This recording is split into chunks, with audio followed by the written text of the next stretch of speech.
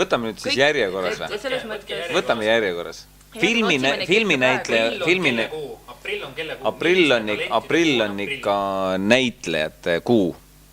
Kuigi tegelikult on vist märts, aga meil on näitlejate kuu. Aprill. Mai. Ei, aga me oleme ju... ei, aga konkurss on avatud. Filminäitlejate kuu. Aprillikuus toimub praegu siin kinotehase saade, valitakse peaosalist, see on siis teles. Samal ajal valime maakondlikult kõrvalosatäitjaid. Saab kandideerida võttemeeskonda. Ja, aga see tuleb natukene niimoodi samm-sammult. Võtame järjest niimoodi.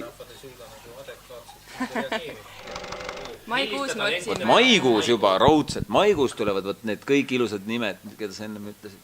Murinal kohe. Kaskadöörid, režissöörid, operaatorid, kostüümikunstnikud, filmikunstnikud, helimehed, valgustajad, heliloojad, elukunstnikud, monteerijad, vähese kogemusega monteerijaid. Juunikuu on raudselt kunstnike päralt. See on eelkõige nende päralt. Nendele me pühendame juuni. Millised kunstnikud? Ja operaatorid. Ja operaatorid siis ka natukene peale kunstnikud, aga kunstnikud kõigepealt ikka. Kunstnikuks olemine see, kes suudab ala dekoratsioone näha mingisuguse pildina, need üldiselt. Aga sinna juurde tegelikult on meil raudselt vaja kostüümikunstnikke. Selles mõttes tegelikult Grimeeria kuulub väga konkreetselt kunstniku nii-öelda gruppi. Stilist, kes oskab kaubamajast inimestele riideid selga sobitada, kas tema võiks olla ka kostüümikunstnik? Ma arvan, et stilist, kellel on hästi palju raha, kes tahab meile kaubamajast neid erinevaid kostüüme tuua, tema on ka oodatud. Siis me otsime ka lihtsalt abilisi. Ehitajaid, ma ei tea, keevitajaid. Ja need kõik Kudujaid, heegeldajaid. Et need asjad käivad tegelikult kunstniku töö juurde, et keegi peab need valmis ka ehitama. Talendid koju nagu juunis. Jah, ehitustalendid koju. Juuli 2011 on võtteplatside ettevalmistus. See on see kuu, kus meil peab olema kõik augustiks valmis, et kui me augustis lähme võtetele, siis me teame, kus, mis ja kuidas. Meil on juulikuus neid talente vaja, kes leia... Tooret jõudu ka, aga vähem toorest jõudu on vähem vaja. Meil on neid talente vaja, kes leiavad kõiki neid vajalikke jubinaid, mille me tekitame veel niimoodi veebis ükse pika listi, et meil on vaja igasuguseid asju ja siis inimesed peavad... Neid talente on vaja, kes suudavad neid asju meile kõik kohale tuua. Palju asju.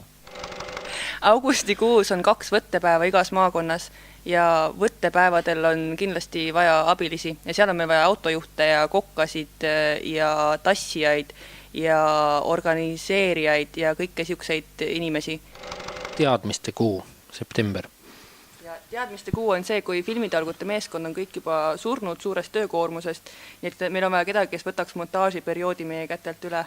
Massi auda päevama. Jah. Aga montaaž toimub koolitustel igas 15 maakonnas, selles mõttes saab nagu kaasa lüüa monteerimises, kui on vähegi kogemust. Ei, oktoobrikuu on ilmselt üsna selgelt nii-öelda selle filmi viimistluseks. See on see, kus kui montaaž on tehtud meil nii-öelda koolituste formaadis, siis on natukene vaja seda pilti veel võib-olla seal värvikorrektsiooni teha. Järeltöötlus on selle nimi. Postproduktsioon. Oota, mis mina ütlesin? November on siis esilinastuse kuu, jah. Novembris on esilinastused ühel päeval korraga igal pool Eestis. Et igaüks, kes on kaasa löönud, saab oma kodukoha lähedal minna kinno vaatama seda filmi täpselt samal ajal. Meie idee on väga lihtne. Me tahame igasse sellisesse ühiskondlikku, kasulikku kokkusaamispaika saada ühel konkreetsel kindlal kuupäeval üles ekraani ja loomulikult kõlarid peavad ka olema, et heli ka tuleks, eks ole. Ja niimoodi ühel konkreetsel kuupäeval, ühel konkreetsel kellaajal esilinastub see film üle terve Eesti. Näituseks kuupäeval 11. Sind otsitakse. Sind ja liiguta end. Filmitalgud vajavad su tugevaid töökaid käsi ja helget mõistust.